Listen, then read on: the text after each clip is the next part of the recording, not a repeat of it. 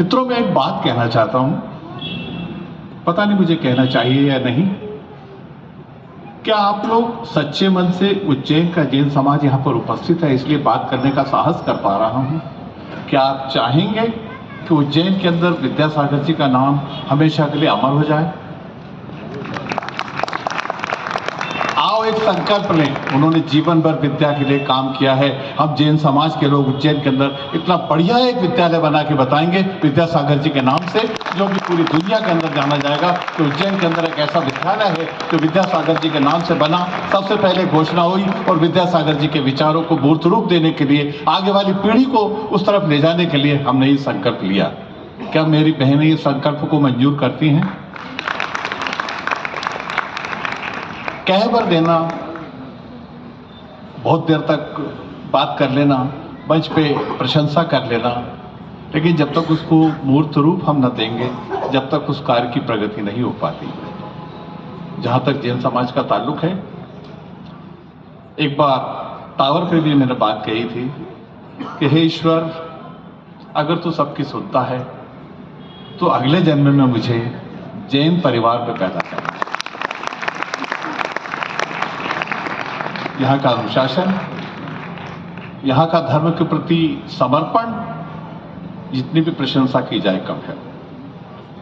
जहाँ तक गुरु सम्मान की बात है, मेरी बहनों, हिंदुस्तान में कहीं भी हम सिख लोगों ने ईश्वर का मंदिर, मस्जिद, गुरुद्वारा बनाया ही नहीं। हमने गुरुद्वारा बनाया। बात को शायद आप समझ पाई होंगी कि हमने गुरुद्वारे बनाए हैं, अर्थात हम गुरु की इतनी पूजा करते हैं कि वही हमें ईश्वर से मिला सकता है। इसलिए गुरु जी को मैं पुनः नमन करता हूं।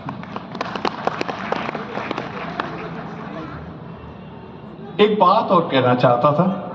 अगर अनिल भाई मेरे छोटे भाई हैं, मेरे कॉलेज में मेरे से बहुत जूनियर थे, विषय से अलग हटकर भी एक बात कहना चाहता हूं। आज चूंकि जैन समाज के सब पदाधिकारी हैं, इसलिए बहुत दिन से आप सबसे एक चर्चा करनी थी मुझे। सिर्फ 1 मिनट होगा। मेरी बहनों, भाइयों, मेरी बात को बड़े ध्यान से सुनिएगा। हमारे 10 गुरु हुए, उसमें से एक गुरु गोविंद सिंह जी हुए, जिनके 4 बच्चे हुए। 4 बच्चों में से 2 बच्चों को दीवार में चुनवा दिया गया और 2 बच्चों को युद्ध के अंदर मार दिया गया। जिन 2 बच्चों को दीवार में चुनवा दिया गया था, उनको जब ये परमिशन मांगी गई कि इनका दाह संस्कार करने के लिए हमको जमीन दी जाए, तो उस समय के जो आक्रांता थे, उन्होंने जमीन देने के लिए मना कर दिया। जब मनुहार की गई तो उन्होंने कहा कि अगर आपको जितनी जमीन चाहिए उतनी आप मोहरें बिछा दीजिए और उतनी जमीन हमसे ले लीजिए। अब सिख धर्म की उत्पत्ति तो लड़ने के लिए हुई। एक सिपाहियों के पास इतने पैसे कहां से आते? बड़ा विचार विमर्श चला।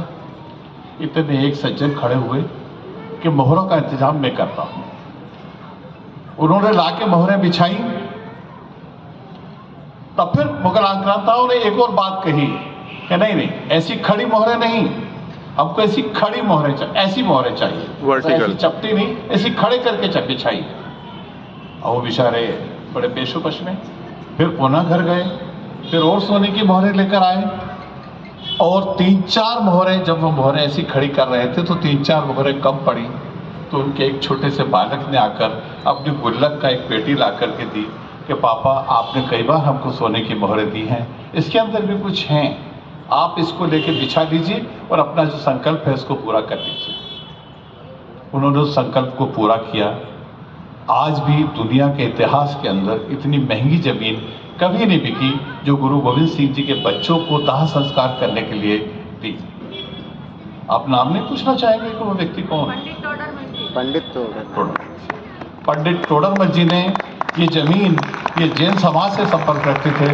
और उस दिन के बाद नतमस्तक हो मैं जैन समाज के सामने सुरेंद्र सिंह अरोड़ा की घोषणा करता हूं कि जैन समाज को अगर एक जगह सा भी संकट कहीं भी पैदा होगा तो उज्जैन का सिख समाज आपके लिए एक एक खून की बूंद से हम आपका वो एहसान, जब तक ये सूरज और चांद रहेंगे, जैन समाज का ये एहसान सिख समाज कभी नहीं भूल सकता कि जिन्होंने हमारे गुरुओं के बच्चों के लिए इतनी बड़ी कुर्बानी दी हो।